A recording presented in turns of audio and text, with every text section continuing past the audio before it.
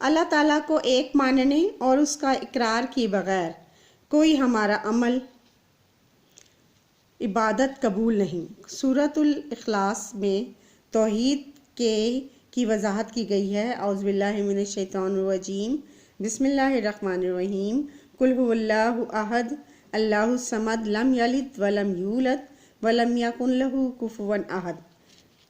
ترجمہ، اور آپ کہہ دیجئے وہ اللہ تعالیٰ ایک ہے، اللہ تعالیٰ بے نیاز ہے، نہ اس کی کوئی اولاد ہے، نہ وہ کسی کی اولاد ہے، اور کوئی اس کی برابری کرنے والا نہیں۔ تیسرا سوال ہے، سورہ اخلاص میں اللہ تعالیٰ کی کون سی صفات بیان کی گئی ہیں؟ بچوں اس میں دیکھیں آپ، پہلی صفت ہے وہ اللہ تعالیٰ ایک ہے، اللہ تعالیٰ بے نیاز ہے، یہ بھی کر سکتے ہیں، نہ اس کی کوئی اولاد ہے اور نہ وہ کسی کی اولاد ہے اور کوئی اس کی برابری کرنے والا نہیں۔ آگے ہے، اللہ تعالیٰ تمام دنیا کا مالک ہے، ہم سب اس کی مخلوق ہیں، اس لیے ہمیں اس کی عبادت کرنی چاہیے۔ وہ ہر چیز کو جانتا ہے، سب اسی کے محتاج ہیں، تمام نعمتیں اسی کی دی ہوئی ہیں، زندگی اور موت اسی کے ہاتھ میں ہے۔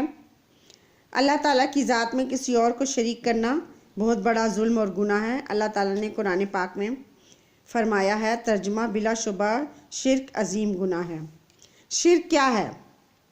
یہاں پر بتایا ہوا ہے بچوں، اللہ تعالیٰ کی ذات میں کسی اور کو شریک کرنا شرک ہے۔ آخر میں ہے، اللہ تعالیٰ تمام خوبیوں کا مالک ہے، وہ ہر عیب اور خامی سے پاک ہے۔ اللہ تعالیٰ پر ایمان لائے بغیر کوئی شخص مسلمان نہیں ہو سکتا۔ بچوں میں نے آپ کو واضح طریقے سے بتایا ہے، پڑھائی بھی کروائی ہے اور ساتھ میں سوالات کے جوابات بھی بتائے ہیں۔ امید ہے آپ کو سمجھ آ گئی ہوگی۔ اللہ حافظ۔